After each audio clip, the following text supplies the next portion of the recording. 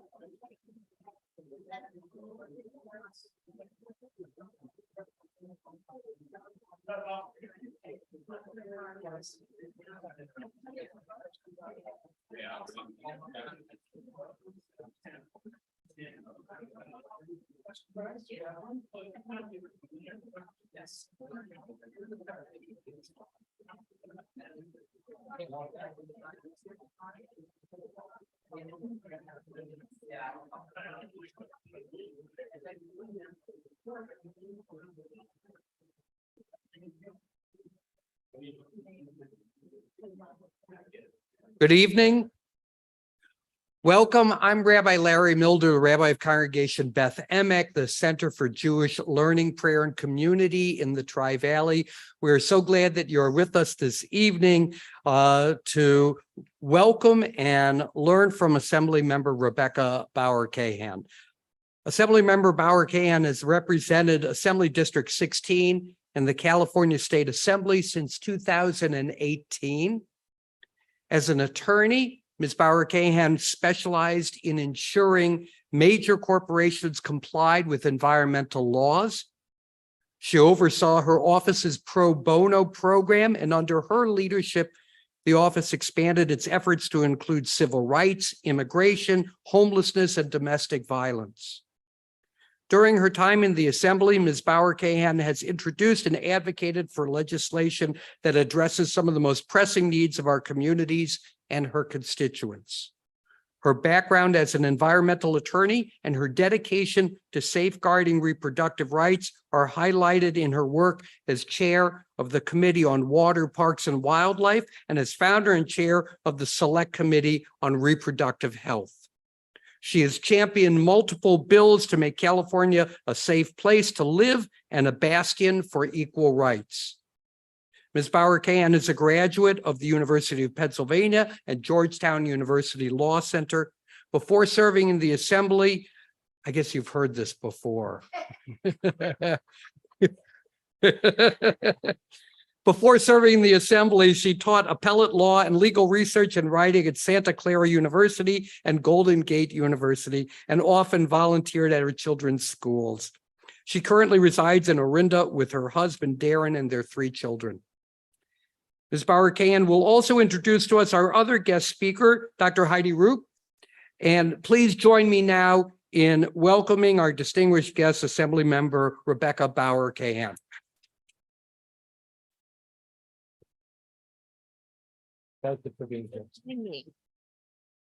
Hi, guys. It's so fun to be back. And I want to thank the congregation and Rabbi, you for having me back. My first time here was before I was elected. Obviously, we've taken a long hiatus during the global pandemic, but it's so nice to be back. And when the congregation reached out to me in my office to say that you wanted to host us to talk about climate, you know, there's nothing I'm more excited to talk about. So it's so fun to be here. It's so fun to be here with Dr. Roop. I'll introduce her in a few minutes. But this is such a critical issue and time to be talking about this. So thank you all for being here and engaging in this conversation and just being such an active and amazing community, especially as it relates to our climate crisis. For those, you heard a little bit about my background. I started my career as an environmental lawyer, spending most of my time working on environmental compliance programs, which is a very detail-oriented work, but made sure that our water was clean, our air was clean, and that everyone was doing right by the environment here in California. And then about 6 years ago, I decided that I wanted to step up and make the laws and make sure that the state and country were going in the right direction. And climate was a huge part of what made me decide to run for office. I have 3 kids. One of them is here with me today, and their future is really hanging in the balance. And we have created a climate crisis that we owe them, that we're a part of the solution. We can't just let them inherit this crisis and fix it for us. Although, to be honest, I get to spend my time with the incredible young people who are going to lead the next generation. My interns are here tonight, and they give me hope that they will fix it if we don't. But it's not their job, so we have to do our part. So my team really wanted me to tell you a little bit about what I'm doing on the environment, which I will do, I promise. But part of why I was so excited about Dr. Roop being here with us is that people hear what I do in Sacramento, and it feels like, oh God, do I have to run for office to make a difference? Let me start by saying you should, but the answer is no. And I get asked a lot, how do I make a difference in my own community? And it's a really hard question to answer.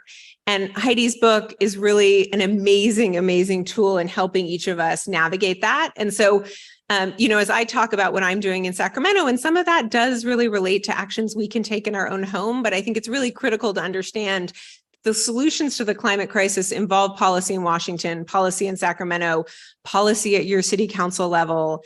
I know we have people here who were leading the local climate action plan here in the Tri-Valley cities.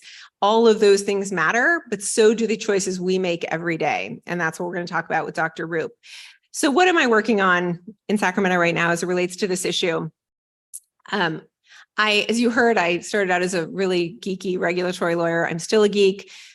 So I spend a lot of my time on pesticides. Fascinating, right? But yes, so we have spent the last 2 years really working on bee collapse. Biodiversity actually has not gotten enough attention as it relates to the climate crisis, but it is a real problem as we think about our future and how it matters. And it matters for a lot of reasons, but it also matters for our food security. We need bees to grow food. The price of food is going to go up if we don't have bees, and we are causing some of this bee collapse we're seeing. So last year, I carried a bill that would have ended the use of a pesticide called neonicotinoids in suburban environments. So we know 89% of water tested in suburban environments contains this pesticide that is killing bees. So we're putting it on our grass, and it's unnecessary. You probably don't even realize it's going on the grass in your community, and it's having significant harms. The governor vetoed my bill, so that didn't become law, but it got to his desk in 1 year, which I thought was a huge victory. So he said in his veto message that the agency, the Department of Pesticide Regulation, should do this. They should look at how to regulate this. They've actually regulated it heavily in ag uses, which is the much harder place because they actually need the pesticide and we don't. And they have not looked at our usage of it. So he prompted them to do so. We have a bill that's going to force them to do it on a certain timeline because we need to remove that pesticide from our communities. And there is no beneficial use. There are alternatives that are better and don't harm our biodiversity. In my work on that bill, I learned that there's a huge gap in our pesticide regulation. Seeds are often coated in pesticides. I didn't know that. When I planted my garden, I thought my garden was organic because I wasn't spraying it with anything. But it turned out the seeds I was planting were actually pre-treated with pesticides. And the state does not regulate those pesticides on seeds at all. So pesticides that are banned in California can come in on seeds. So what the second bill I'm working on does, it gives our Department of Pesticide Regulation the ability to oversee and ban pesticides, both in spray form or application form and on seeds, which would close that loophole. So that's a little bit what I'm doing in the biodiversity space. Continue to work in the toxic space. We've removed a lot of the toxic chemicals from your mattresses, your couches. You know this, that's good news. But it's not removed from your tents. So any big campers in the audience, every time you sleep in a tent, it has all of those old chemicals that were harming you in your mattress or on your tent. And so we're removing all those chemicals from tents to make it safer for us who use them recreationally and people who live in them permanently, which we know is a huge problem here in California. About a year and a half ago, I became the chair of the Water, Parks, and Wildlife Committee. That means I'm in charge of all of California's water. And when I got the job, my mom said to me, who wants that job? She's right. It's a really hard job. Water in California is very complicated, north versus south. We have a really scary future as it relates to water. Our scientists are telling us in 24 years, we will have no more snow in the Sierras. That is where most of our water stores come from. And so we have to rethink how water moves and is stored in California in the next couple decades. And we're setting the stage for that now. That means I also get to oversee our entire state park system, which is really fun work. So I'm doing some bills in that space. For those of you, again, that are campers, my family loves to camp. It's really hard to make a reservation at state campgrounds. In addition, you have to be someone who's sitting at your computer at 8 a.m. because the way our system works is that you make the reservation at 8 a.m. and you get the most popular sites. Well, any working moms in the room, I can't be sitting at my computer at 8 a.m. I'm going to get my kids to school. So the bill would make that a lottery. So you don't have to be sitting at your computer at 8 a.m. You can sign up and get those campsites. It will also make it look more modern. It's going to be the Airbnb of camping. Same price, but you'll have access to information in a much more readily available way. So we're excited about that. And then I spend a lot of time working on water. Right now, the governor has proposed an infrastructure deal to move infrastructure faster in California. That heavily surrounds water. He wants to build faster our water infrastructure. That's great news because we need a lot of water infrastructure and we need it fast. But we also have to protect the environment in the process. So right now we've been having hearings on how to do that. How do we meet those needs of building infrastructure, get the federal funds that are coming down to do so while protecting Californians' environment? Because our water infrastructure touches our most critical environmental assets. We're talking about ocean desalination. We're talking about conveyance of water in the Delta. These are really critical projects, but they're also ones we need to do carefully and thoughtfully. I'm carrying a bill that will modernize California's water system. This will sound real simple to you. It sounded simple to me by enforcing our water laws. That sounds easy, right? Oh my gosh, nobody wants me to do this because apparently it's the Wild West when it comes to water and nobody believes they should have to follow the law. But I'm fighting. I got the bill out of the Assembly. It is now sitting in the Senate. And I am a big believer that our laws mean nothing unless we enforce them.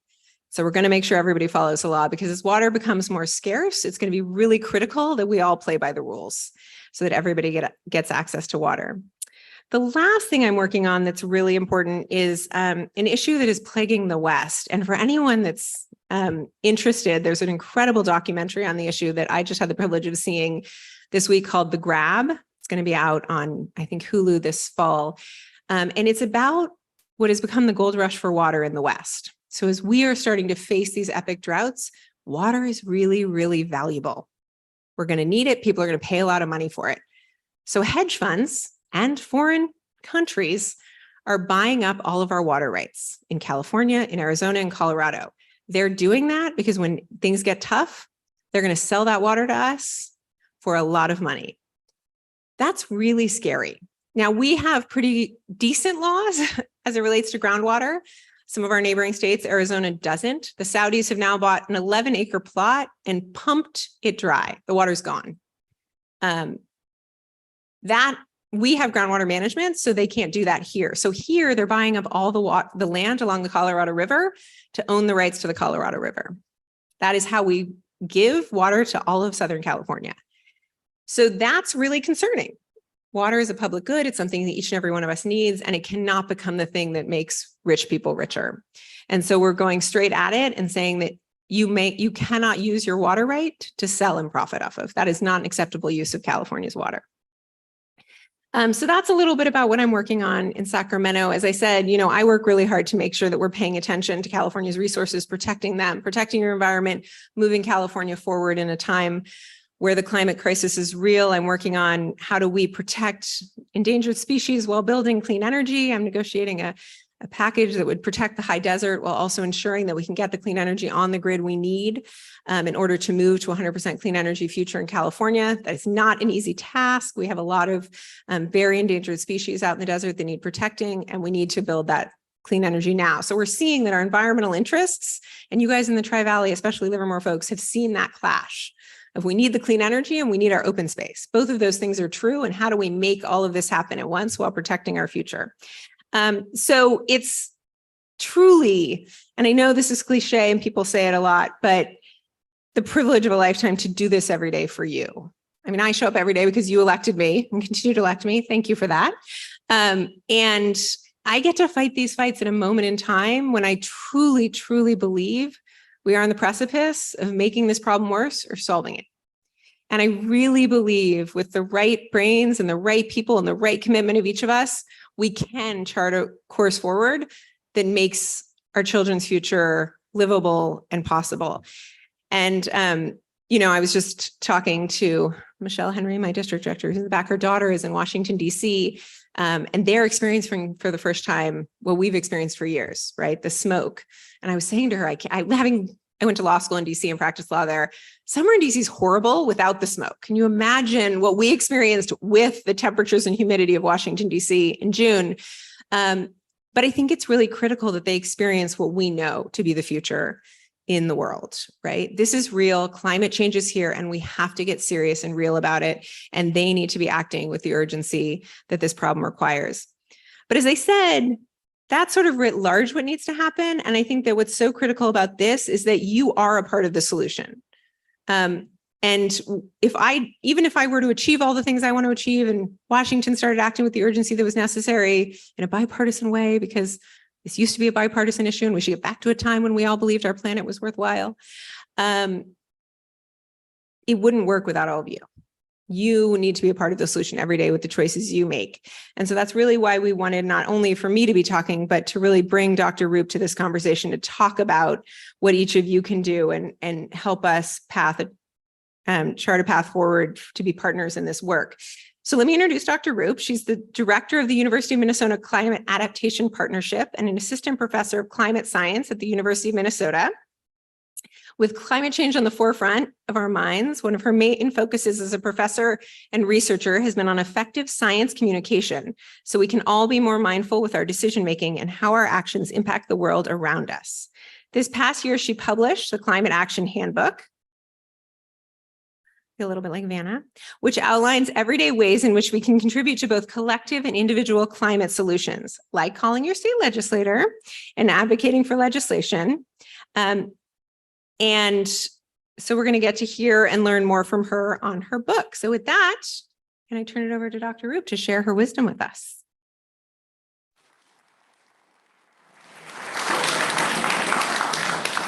Wait, we can't hear you though. Can you hear me now? Okay, look, yeah, now I'm like a TV ad. You were Vanna White and now I'm the TV ad. Can you hear me now? Okay. Well, thank you so much. And that's a really tough act to follow. And climate action in action is always such an honor to see. So thank you for all of your work. And of course, to everyone who is here tonight. Believe it or not, you are doing climate work this evening. Being part of this conversation is being part of the solution. So I'm going to briefly just sort of frame this idea of climate action, and not only individual action, but how we influence and advocate for the systems-based change, some of which we just heard about in the remarks from the assembly members. So really talking about how do we move from those impacts, right? That wildfire smoke's a great example. I do find it really interesting that now suddenly the East Coast is interested in wildfire smoke, when of course you all have been living and breathing and understanding the real costs and consequences of wildfires and wildfire smoke for many years now. Before moving back to the Midwest, I lived in Washington State, so have shared some air with you all. And actually my start in science was actually studying water resources in the Sierra Nevada in Yosemite National Park, and spent over a decade understanding both water quality and water quantity issues in Yosemite and Sequoia Kings Canyon. So feel really honored to be speaking to an audience of folks who live in a place that is very near and dear to my heart. And water, of course, is a big challenge. I actually have been spending the last 2 years helping Metropolitan Water District in Southern California think about how to more meaningfully integrate future climate in their water management challenges and long-range planning. So great to be tuning in remotely to a place that I have a deep connection with. So thank you so much. So this is really just the primer for a conversation and hopefully to catalyze you to continue your climate solutions journey or to start. There is a place and space for all of us. And if I think there's one thing I'd love you to walk away from this evening with is that motivation and an invitation to be part of this work, to be part of the solution, and to lean into the things that you are good at, because we need you and we need your strengths and your passions and your commitment. Whatever those are, we need it.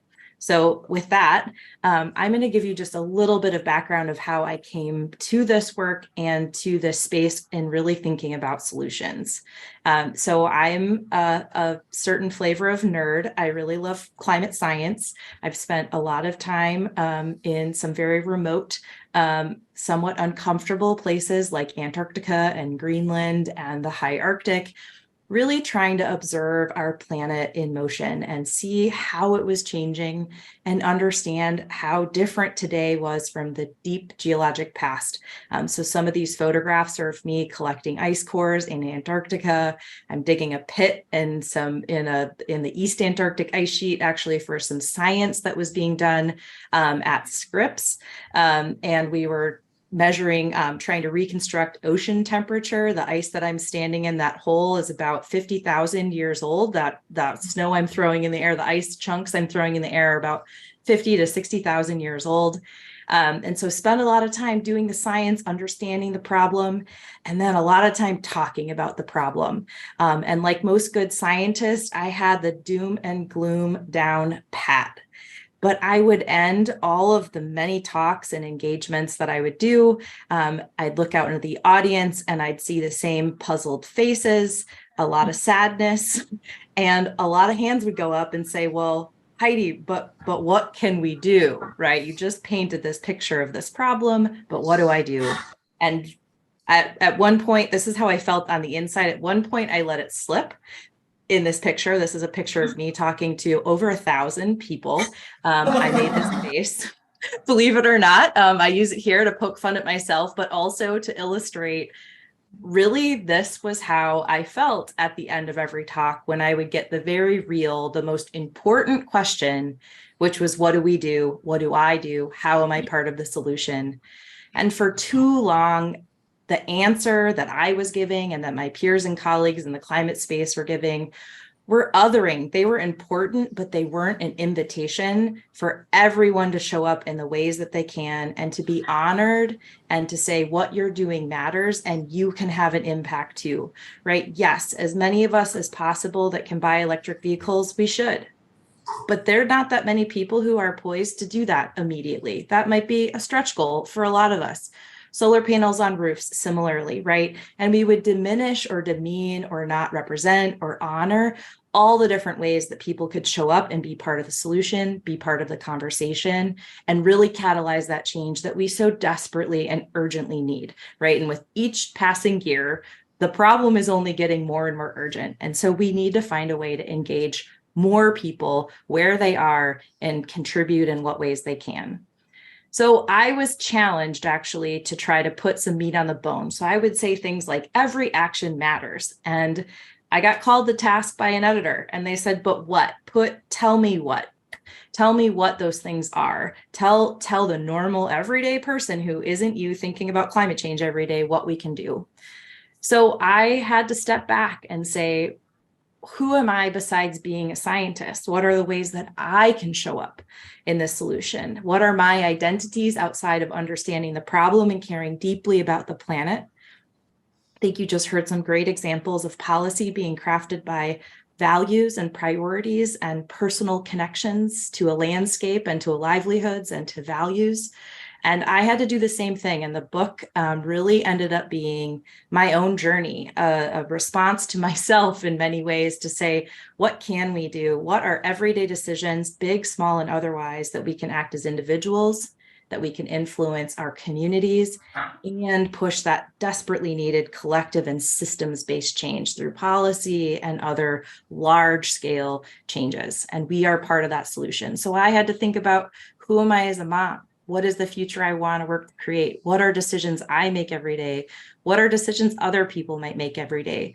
Being a scientist was insufficient to come up with a portfolio of solutions that worked, that I could do day in, day out, and that I could craft my own journey, a path forward, acknowledging that everything I'd love to do, I can't do right now. It's not within reach, but I can make a path, I can make goals, and I can find ways to connect with my community to make a difference. And so that really is my invitation to you, to think in that way too, and to say, what am I good at? What do I care about?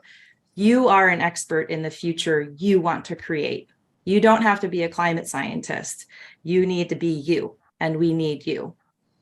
So comes the Climate Action Handbook. It was a labor of love, and I've learned a lot. And it is, I have my own dog-eared copy. I hope that if you do end up with a copy, that you dog-ear the pages and you highlight it and it gets use. I want to see tattered and torn and well-used books. And the goal here was really short, accessible, a welcome mat for everyone to learn something, to be inspired, to be challenged to think differently, and to find small ways and big ways that we can show up every day to be part of the solution.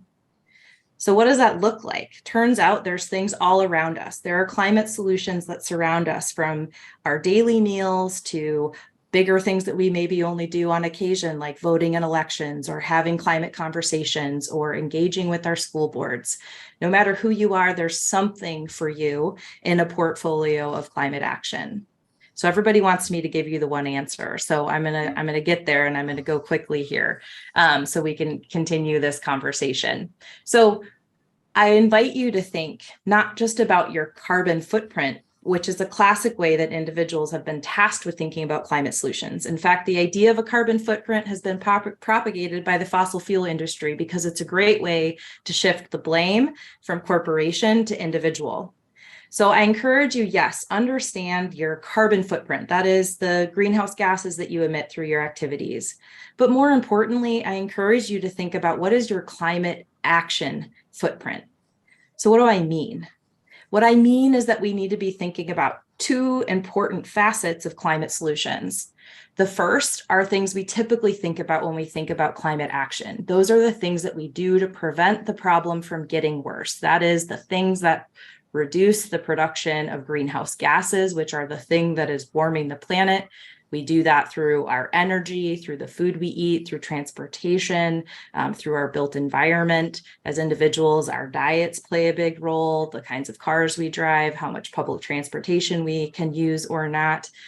There are all sorts of ways that we can contribute to preventing the problem from getting worse. This is often mitigation. We also know very clearly from the science, and this is the space where I spend a lot of my work now, as I really work on preparation, adaptation. How do we prepare for the changes that we know we've set in motion? Unfortunately, with greenhouse gases like carbon dioxide, I like to say, once you emit, you commit. And unfortunately, we're committed. We have committed to a certain amount of planetary warming and the impacts that stem from that warming. So we also need to work in this climate action footprint to think about the ways that we can prepare ourselves as individuals, as well as ways we can engage with our community to enhance resilience, to develop plans, preparedness plans, and think about the ways that we strengthen the systems around us to respond to and weather the storms that stem from climate change. So we have to prepare for the changes we've set in motion while we also seek to prevent the problem from getting worse. And those two things together create that portfolio of the climate action footprint. So I know you want my answer on the one thing, so I'm going to preempt the hands going up and me feeling like inside. So I'm not going to give you the answer. I'm going to give you a framework of the answer based on the book. So when you say, what are the one or two things I can do? Well, I'm going to give you 5. And these are the 5 things that I think you should think about as you think about your climate action journey. So we need to center our strengths in our action, in our strengths and our passions. We need to use our energy wisely, and I mean that in 2 distinct ways. We need to communicate about this issue and why it matters and that future we want to create. We need to look to the ballot box and then beyond. And fortunately, this evening, we have an expert who can help us understand how to do that effectively. And of course, we need to consider action as individuals in our communities and to catalyze collective change. So I'm going to walk through these really quickly using some visuals from the book. So the book is structured a visual and about 300 words. There are only a few chapters like bioenergy, carbon capture and storage. That was the hardest one to write. It only has a little visual because it was very complicated to distill like 1,000 pages of text into 400 words. So forgive me on that one, but most of them are about 300 words and an action prompt paired with a picture. So these are visuals from the book that you're seeing this evening. So to start, we've got to center our action in our strengths and passions. We need everyone, as I've already said, and what we shape and what we create together. Climate change is an opportunity. And if we want to seize that opportunity, we need everyone. We need a rich diversity of perspectives and approaches to get it right, to build a better future than the one we're living through now, to address all sorts of societal inequities. This is an opportunity if we seize it and we think about it in the right way. This challenge affords us an opportunity to try to address other issues at the same time and multi-solve. I love that word, multi-solve. So let's multi-solve. We need you to help figure that out. What's the future we're creating together? We need to use our energy wisely. And in this, I mean it in two ways. First, we have to opt into renewable energy and energy efficiency where we can. For each and every one of us, this looks different based on where you live, your resources, the type of home you occupy, whether you rent or whether you own. So we need to think about any ways we can to opt into energy efficiency and embrace renewable energy. And this is California is an example. You probably have access to more renewable energy in these opportunities than most other states. So where you can, please seize that opportunity. And we also have to use other forms of energy wisely. If we had more time this evening, I would do a fun guessing game and ask you to tell me what these circles represent. I'm going to steal my own thunder here. Most people say something like the sun and wind and water. And what I'm actually showing here are the percent of adult Americans who have different levels of concern about climate change. More often than not, when I talk with people, we are focusing our efforts on that significantly smaller dark blue dot. These are the people who are dismissive or deny that we have a problem in the first place. That bright yellow sun calling your eye and attention, I encourage you to please focus your energy there. There are over 70% of Americans in this country who are alarmed, who are concerned, and who are cautious and want to have a safe place to have a conversation and understand the challenges, to wade through the dis and misinformation with a trusted source, a friend, a family member. That's you. We need to have these conversations and we need to be using our energy in places where people are just looking to find a way to connect to an issue and understand how and why it matters to them. So we shouldn't be focusing our effort on the ever-growing minority of people who really often aren't engaging in good faith, but that large majority and even that smaller middle dot, the 18% of folks who are doubtful or disengaged. They maybe just haven't been welcomed into a conversation in a way that engaged with their values and connected with them in a way that actually connects them to this issue or to things that they care about. So I encourage you to use your energy wisely and committing to communicate. So we're communicating to those folks who just really are looking for information. A majority of Americans agree that we have a problem, that it's happening, that it's affecting our lived experiences today. But fewer of us, only 35% of Americans report hearing about global warming, 33%, agree, report hearing about it in the media, and only 35% of us report discussing global warming with our family and friends. So there's a huge opportunity for us to have conversations. If we're all in this room tonight and we care, we need to start figuring out how to have conversations about why we care and critically what we're doing to create that future we want. So as I wrap up here, I'm going to just point to a couple of the things that I actually found most surprising as someone who thought they were civically minded. I'm sure the assembly member will roll her eyes this evening at this, but I had no idea that 96.3% of elected officials in this country are elected at the local level. More often than not, we are focusing our effort, our energy, and our angst and our anger at that 0.1% who are working at the federal level. Certainly, those individuals have power and authority. They manage significant resources that have serious consequences for our communities. But we also have a myriad of local leaders who are making decisions day in, day out how to spend those resources, who are deeply living and experiencing and driving over. I live in Minnesota, so we have a lot of potholes right now. We had a very warm winter, but lots of freeze and thaw. And so talking with elected leaders, they've had to have their car replaced 7 times. And I was like, well, what about that transportation budget? This might be a good time to put climate in that transportation budget because we're all driving over those same potholes.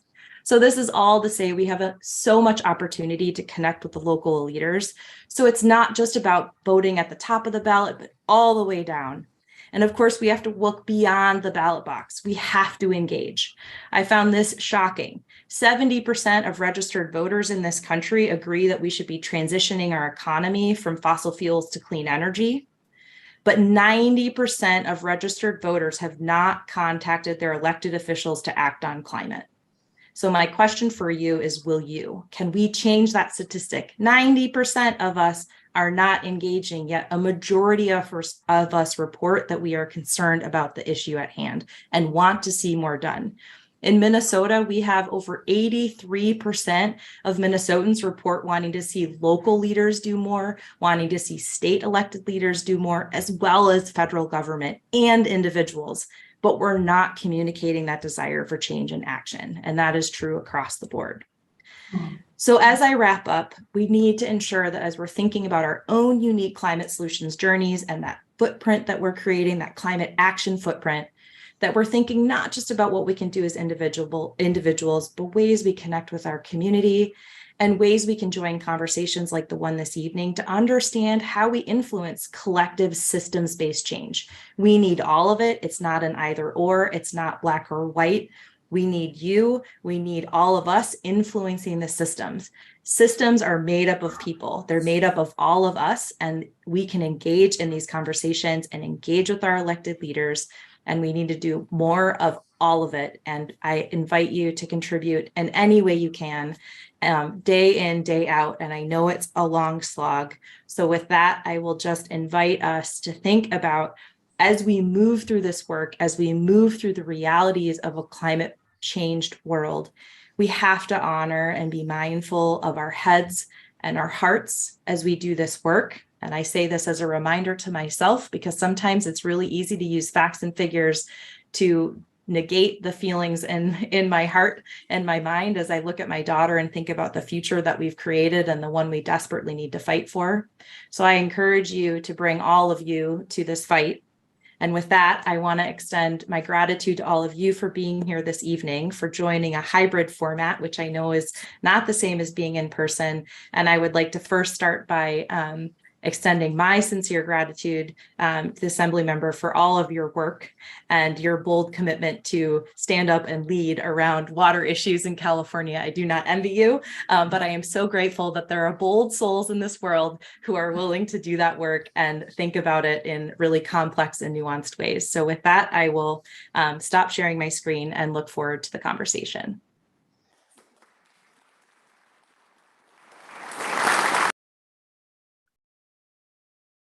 Thank you so much, Heidi.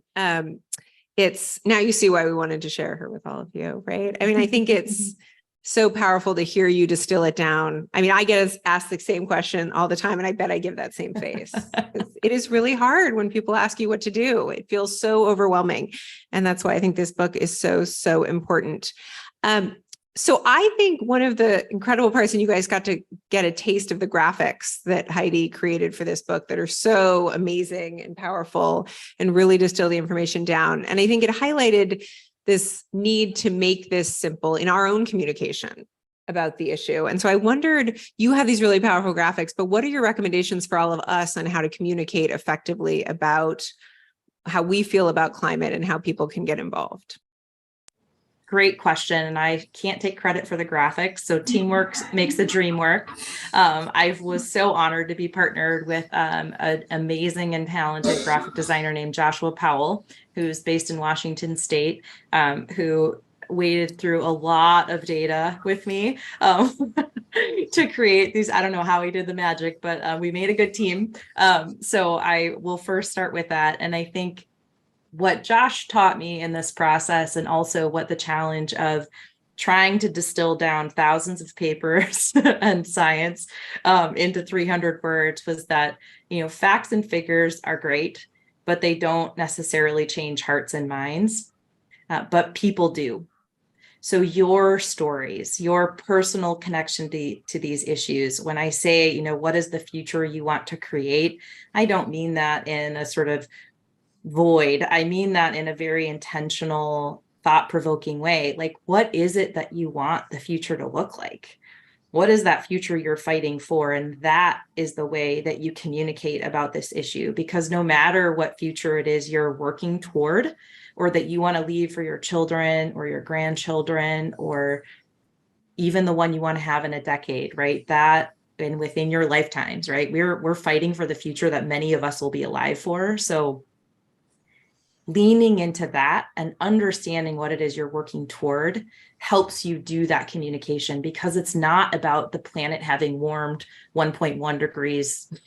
That how do you even understand that? I don't even principally understand that. I think about this stuff all the time, right? It's really connecting to your person and your personal narratives. And yes, having information to substantiate that or move people towards action is important. And that was really where I was kind of caught flat-footed, right? I was saying, like, we've got to do something, but didn't have the portfolio of answers to invite a diversity of people into the solution and say, well, what's part of your story? And so I think simply it's just being you. You're your greatest asset, and you have more knowledge than anyone else about that future and about what you care about. And the people around you, they care about you. They don't care about me and my reams of scientific data. It might be important down the road. We hope decisions like the ones you're making are based in evidence. But principally, when we want to simply engage in the issue, we need to lean into what we're good at. And that is the things that we care about and the future that we individually want to create. I love that. I think it's interesting, because one of the things that California strikes me as California policy, that for those of us, I'm a lifelong Californian. I know at least your president is from LA, but growing up in California and driving over the hill into the valley, right? Do you remember when we were kids and you couldn't see, right? You'd get to the top of the pass and you couldn't see. The smog was so thick. It was real. You could see it. You could feel it. The kids in the valley were getting asthma because the air was so bad, which is what caused California to lead the nation in emissions reductions, right? We could see it, we could feel it, we were experiencing it. And so we took bold action that now the nation is following, right? But I think your point is well taken, because it was that very visceral, just everybody saw the smog. There was no hiding it from anybody, whether you're from Northern California and drove to Southern California or lived in it. It was very real and palatable. And so I think bringing it down to that does make change that has now moved the nation in powerful ways. Okay, so you talked about clean energy, and I have to say that as the only resident, maybe I'm not the only one from Orinda here, but I might be the only one who lives in Orinda. So I don't have a community choice aggregator. You all do, which means every single one of you can opt for clean energy without buying solar panels and for less than I pay PG&E. So we're lucky to live here because we have the choice of having clean energy without the investment of solar panels through our community choice aggregators. Still working on my city because for some reason we're the last holdout in the Bay Area. So, we do have ways that are cost effective on some of the bigger issues, and our communities really stepped up and did that. Your city councils opted in so that you could do that. And that's really incredible. And I know Trish was a huge part of that when she was on the Livermore City Council. So thank you to our local leaders who allowed each and every one of us to make those clean energy choices. It's one of the reasons California has had such huge investment in clean energy was those community choice aggregators, committing to buy the clean energy. Had the private market said, great, we can build it. There's people who are willing to purchase our solar and our wind. And so that's important. But some of the things that you recommend in your book, spoiler alert, right? She talks about front load washers, switching to a front load washer. She talks about food kits, which was an interesting one. I would not have expected, but the book talks about how buying those food kits is actually better because it reduces food waste. I thought about all the waste that comes with it, but it's more expensive than going to the grocery and buying it yourself. So some of these things can be costly. What are your, what's the most cost-effective ways to contribute to climate action? Good question. And I think, again, that sort of depends on who you are and where you live and how you do your purchasing. Right, like meal kits, those aren't a thing that work for me and my family inherently, even though I looked at some of I think I'm in a geography where the math falls apart. So much of, right, all of these things are really nuanced. And of course, I'm using an excuse here. They all are very nuanced. Those meal kits are one. That was one my editor was really pushing me on. And in deeply urbanized spaces, it can make sense. If you're going to the grocery store every day, then yeah, the meal kit might be a good option for you. But it doesn't work for us. And yeah, it is not necessarily the most cost effective, right? But then if food waste is the big thing, like that's something that our family has done, is to really be a lot more thoughtful and intentional about avoiding food waste. One of those front load washers, I've got one now. Turns out this book was pretty not cost effective for me. I've got an induction range recently. I mean, my wish list is really long, but I'm taking these small incremental actions, right? And so I think the answer to that is really, it looks different for everyone, depending on where you are and where you live and the context and sort of where you have opportunities and levers for change. I know a lot of people who have been really great about use of public transport or bicycles or, all sorts of things. So the idea here is really to expand your portfolio of action. So sustaining your climate journey is hopefully there's something new and inspiring for you. But yes, I think in many cases, thinking about fast fashion, in many cases, the decisions are more costly, but I think we have to think about the cost and the return on investment in a different way. If we want to think about what are all the benefits we get from maybe opting to buying less and buying one thing instead of 10 things, and what are the returns to us as individuals, and then broadly, what is the impact that we're having through those consumer behaviors, for example. Well, and there can be cost savings. Move away from fast fashion for climate purposes. I only buy consignment now, which is actually more cost effective. Isn't it fun? Yeah, it's interesting to start to think about it because there can be cost savings in some of these decisions. I love this question. So first of all, to everyone on Zoom, hi, I love how engaged you are. We have a lot of questions from the folks on Zoom. That makes me happy. And in the room. So I know I'm not going to get to all of these. I apologize in advance. But Michelle R asks, of the different avenues being pursued to fight climate change, which area do you feel is the most important to focus on right now? For example, reducing air emissions, preserving open space, et cetera. What do you think? Oh, that's hard. I'd probably give you a different answer on a different day, but I think, but today, what I would say, right, of course, I can't say that we need both. We need more of mitigation and adaptation, but I really will say that while it's so important that we mitigate the problem and opt into renewable energy, there has been so much less investment and conversation around resilience and adaptation.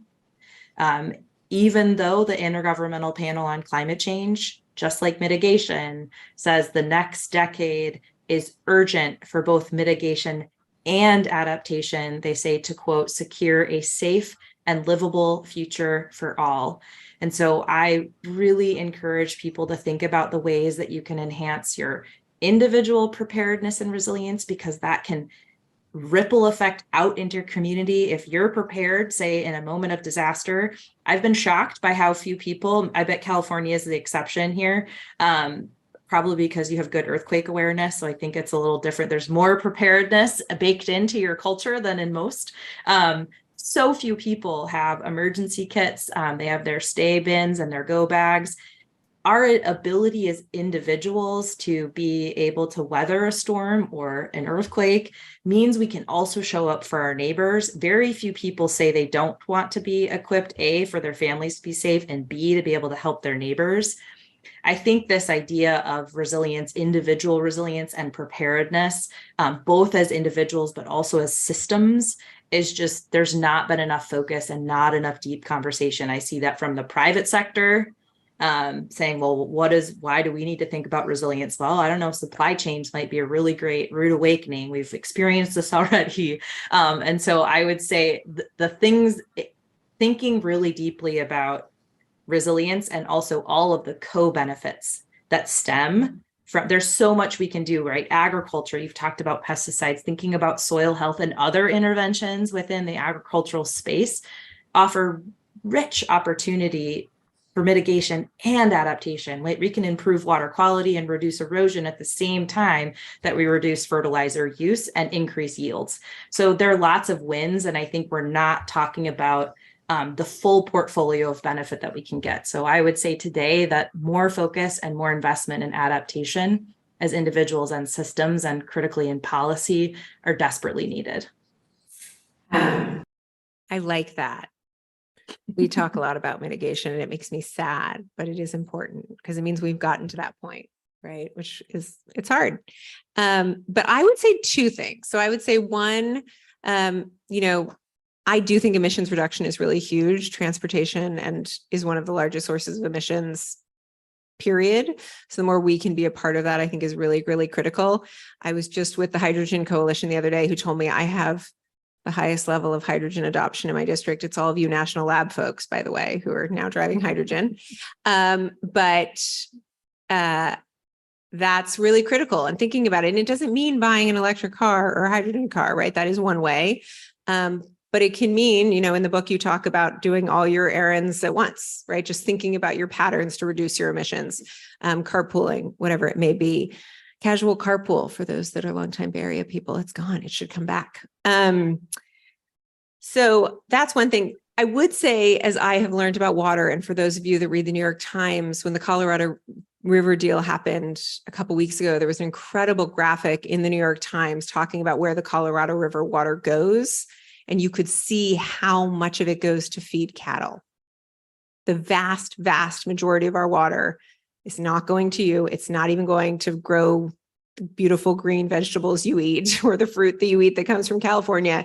It's going to our cattle, both for dairy and meat production.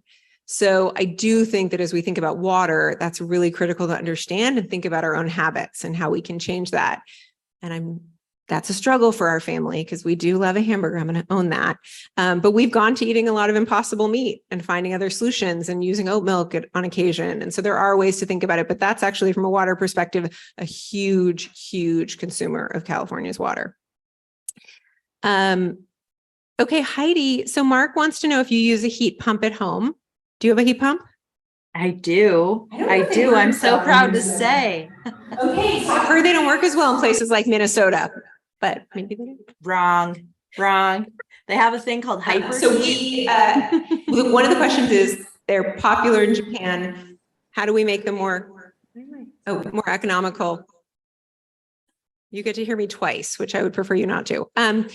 How do they become more economical in the US? And the answer is the government. We are actually doing rebates on heat pumps so that they are more economical for all of you, because we do want people to switch. It makes the most economical sense when you have to be honest with you, right? If your air conditioner goes out, that's the time to switch to a heat pump. It does both hot and cold air, but they're apparently amazing, and people have a better experience with them than they do old-fashioned air conditioning, and keep the house at a really great temperature.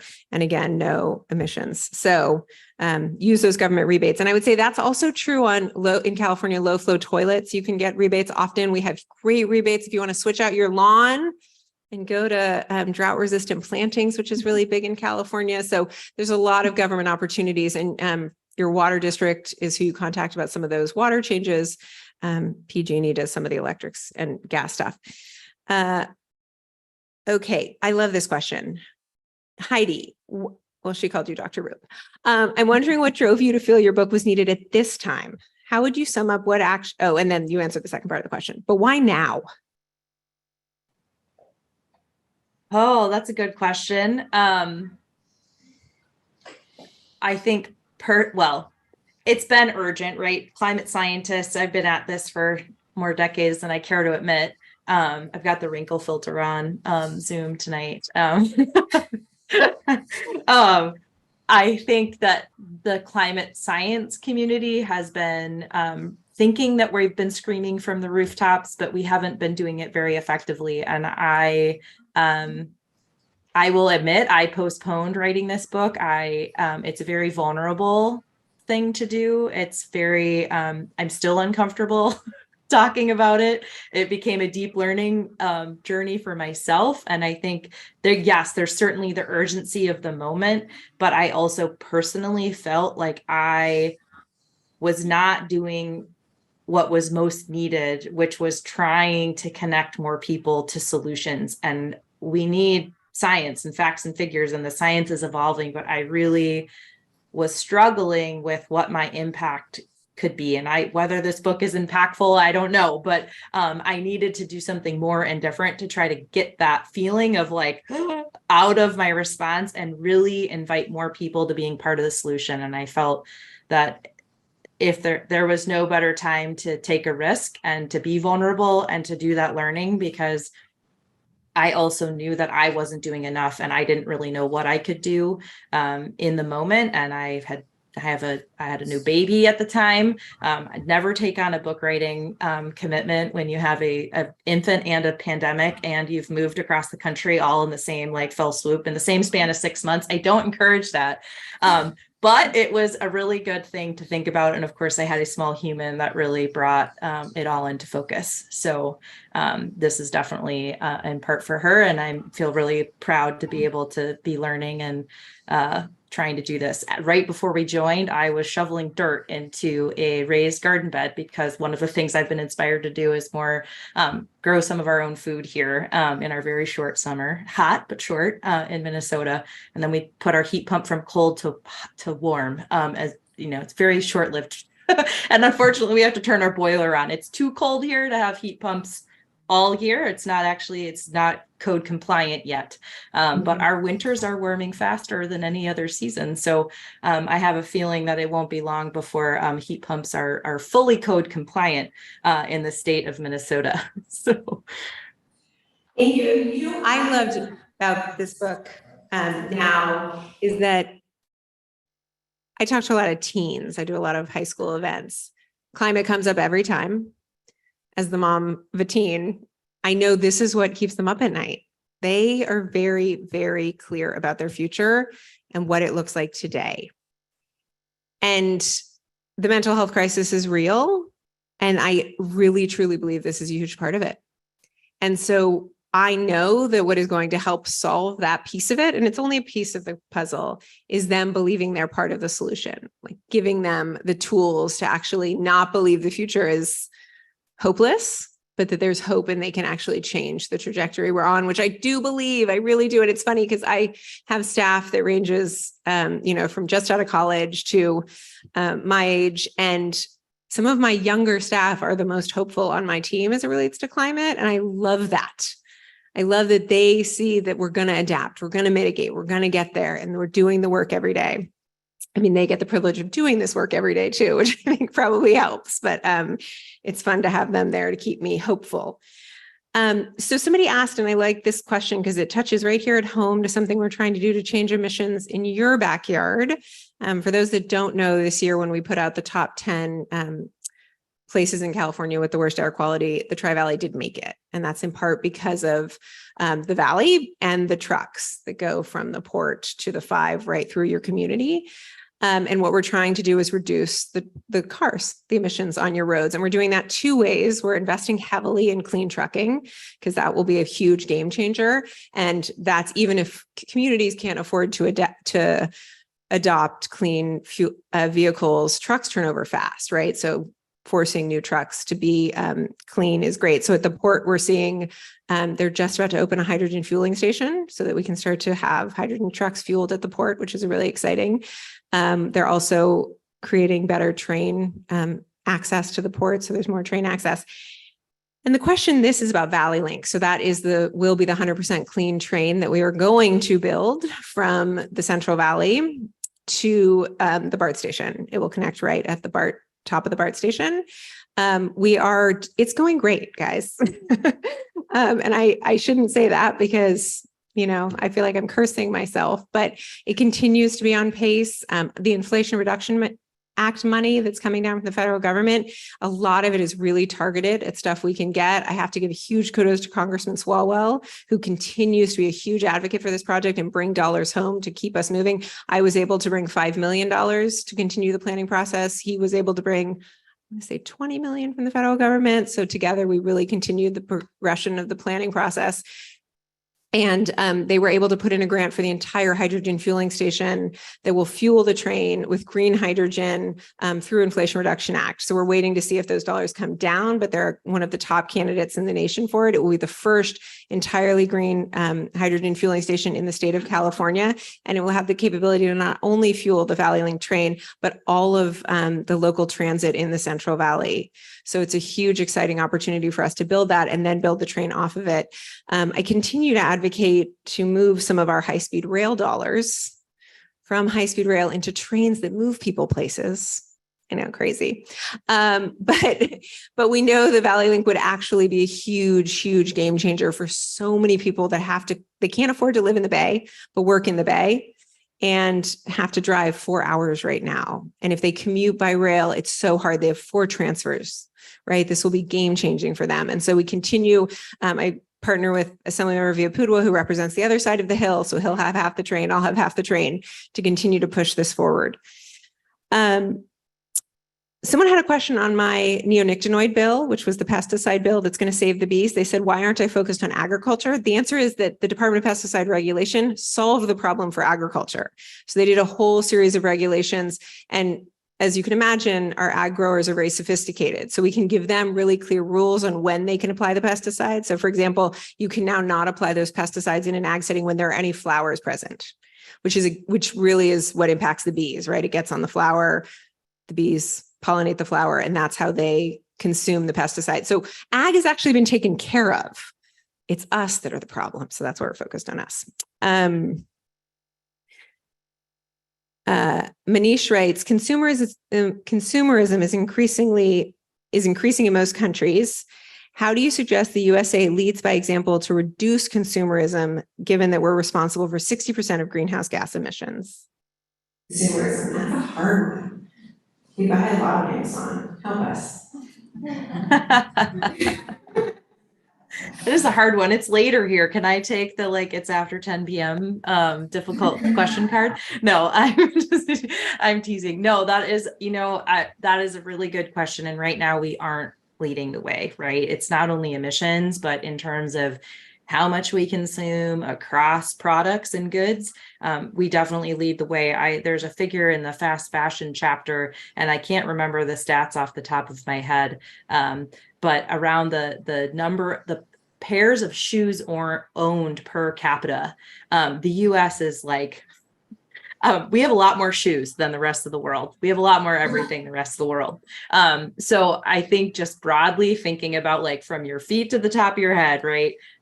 Consuming less. And I think one of the things I would encourage folks to do, many of us are consumers of Amazon and other services that provide products to our doorsteps, where we can, right, opting in to getting those things consolidated into as few packages possible. And please, please, please be planful. And when you do have to consume something or purchase something, get it shipped to you in the slowest possible format. I learned that some researchers in California, I believe, did the math, and those shortening delivery time windows of Amazon packages, if you get that 1 hour or sort of overnight delivery, it can increase the emissions associated with a single package by over 180%. So slow your shipping, be planful in your purchasing, question about whether you really need it. Right. Sometimes I have to force myself to think about how early can I retire? That sometimes changes my purchasing patterns. I'll save that, I won't buy that thing so that I can maybe spend one extra week at the lake or somewhere. I don't know where. I mean, we all dream of retiring someday, right? I just think being more planful and yes, consuming less across the board. We don't lead the way, and there's opportunity to certainly do that. And that's something we can also model to our friends and our families and our kids. Like I said, I have a toddler at home. It is really hard to resist the tug and pull of the $3 t-shirt because we know, right, the kid grows quickly. But I've been trying to be really mindful and planful and buying like less, but high quality, and passing it along to some folks on my team and other people in my community. So I think there are lots of ways we can do that work, but it takes commitment. Hey, how good is that tip about Amazon? I didn't know that. And you get those free movie credits too. And you don't have to drive to the movie theater. So that's a win-win. Or if you get okay, enough, so you could get a more. free Kindle I'm version not of the getting all book. these questions, and they're so good. It makes me sad. Okay. Do you think education in school is an important part of fighting climate change? Will it be too late for them to make change when they grow up? I have to be honest with you. My kids know more than I know. They are learning it. Right? Don't you? You learn it. And they're making us better. I mean, I did a elementary school Earth Day event, and I was like, okay, guys, what are we going to go home and tell our parents what to do? They had it covered. Composting, walking to school, they knew all the things. So we listened to them. I actually think that's the answer. And then there's a lot of questions. This will be the last question that are all similar to this, but the gist is, first, do you feel our state of government at the state and federal level are well equipped to fight climate change? What should be done to stop impeding progress, and what bills are moving that would help? So there's a bunch in that space. I would say that it's a great question. We have done more in the last 2 years during Biden's presidency than I ever dreamed possible at the federal level. The Inflation Reduction Act money is game changing. As the person who gets to decide where that goes, I can tell you it is going to change the world. We are going to get to the clean energy future we need to be at because of the Inflation Reduction Act. So that is incredible. Like, it is going to transform the nation. So I think that I often believe the federal government is ill-equipped to do anything right now. It just feels deadlocked. They can't get anything done. And yet they did achieve something really, really huge. And I think that that does deserve to be said, because we're going to get to see the fruits of that. And so is every state in the nation. It's so large that we're all going to reap the benefits of that. So, and that, we are in conversations about what that is and how that's going to look in California. And it's from really getting to 100% clean energy to changing our water storage and transform the way we take our floodwaters, protect communities, store that water. We're doing incredible work in the Central Valley. I didn't even mention my bill that will expand our floodplains, which means that we will no longer be trying to force water where it's not supposed to go, which is why communities like Pajaro were destroyed and lives were lost. Water doesn't want, it's going to win at the end of the day. And so what we need is the natural flood channels that the Native Americans understood and we have not. And so we are returning the floodplains in the Central Valley to the way they were. And that will be game changing, because not only will it protect those communities, it will allow our aquifers to recharge. So there's work that's happening that is both beneficial for the environment, beneficial for adaptation. It does all of the things, like she said. And that's all going to come mostly from Inflation Reduction Act money. At the state level, we are rocking and rolling. I think we understand the urgency of the moment, and we are working really hard to get there. When I'm asked what is the most surprising thing about becoming a state legislator, and for those that don't know, this is my first time in elected office, so there was a lot of surprising things, but the most surprising thing was the power of the oil industry in Sacramento. 75% of Californians believe we should be reducing plastic, going to a clean energy future. It is bipartisan in California. I represent a very bipartisan district, and everybody in my district believes in climate change and believes we should be, not everyone, but the vast, vast majority of my district believes that we should be doing what's right. And yet they win more than they should in Sacramento. That's the reality. But we do have strong climate champions that overcome that every single day. And that's exciting. And that is becoming more true. The Senate was harder than the Assembly. And to be honest, they just elected a slew of people who are climate champions, and now they're making us look bad in the Assembly. So we need to now catch up with the Senate. So we're doing the work. We finally passed plastics legislation. It took 4 years, but we reduced plastics in California. So sometimes these are hard things to do, but we keep at it and we do win. So how do we speed that up? Why did it take 4 years to do what all of you wanted us to do on plastics? It is the special interests. And so the counterbalance to the special interests is you. I always say those lobbyists, they get 1 vote, and so do all of you. You vote for us, right? And so you being a voice, like you heard, is so, so critical. So I have an iPad that has all of the bills on it. It has all tabs. It has the actual language of the bill. It has the legal analysis of the bill. And then it says support and opposition. It tells me every single one of you that has called in support and opposition on every bill that I vote on. At the finger touch, I can see. If 100 of you called, that's a lot. That's like, they call me immediately. They're like, people are paying attention to this one when 100 people call. I represent 500,000 people, guys. So 100 people isn't very many. That's how, like that. So that tells you how few people are contacting us. Like we even pay attention when 40 people call because it's a lot. So if more people started engaging with their legislators, and sometimes I'm a climate champion, right? Last week, I voted on 600 bills in 1 week. Okay. Yeah, right. I know. So that's hard. I have an incredible team. They help me do that. We do a really good job. I'm sure I make some mistakes, but it also, even if you know that I'm with you on the issue, it helps me to know what you care most about, right? And sometimes like there'll be bills that are so nuanced and they affect community choice aggregators. And we'll get calls from constituents who believe deeply in community choice aggregation. And I'm like, oh, wait, we need to just take a second look at that bill, right? Because I need you to help me know what matters most to you. And that's true of all of your elected officials at the state level, but also at the city level. Trust me, I call my city council members about this community choice aggregation issue all the time. And I only get 1 vote, so I need some more people to help me. But he helped me. He wrote an email to the city council. He doesn't vote yet, though, so I better get some voters out there. So I do really think you are a part of the solution at the state level, at the local level, at the federal level. Last week during the debt ceiling fight, the Inflation Reduction Act dollars were all on the table. And we were really freaked out because we knew our climate future was on the line and they were able to hold the line and we're getting all those dollars. But it's constant that we need to be fighting for this and we need your voice in that fight.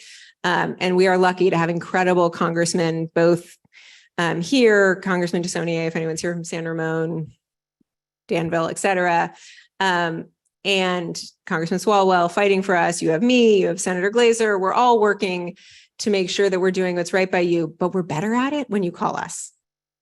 And it's really easy. You don't even have to call. We have a website and it has a little form and you just fill the form out. And when you fill it out, it goes straight into my iPad. And I know you called. So really, I recommend using that and tell me what you care about. And some of you do. And I know when you do. So keep it up because that does make a difference. So I want to thank you all for coming. I want to thank Heidi so much. I know it's late there.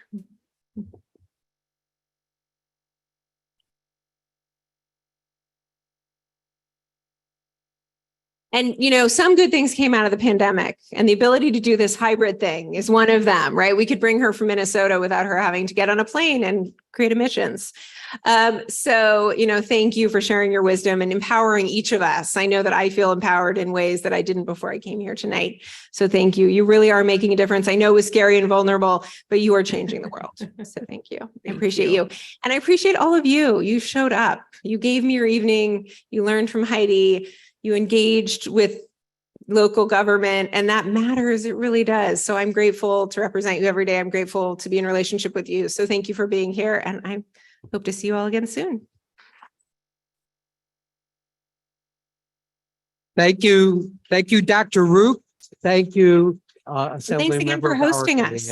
We're thrilled. Thanks very much to everybody for being here. We do have some refreshments too. Oh, and if anyone is interested in the book, we have our local bookstore.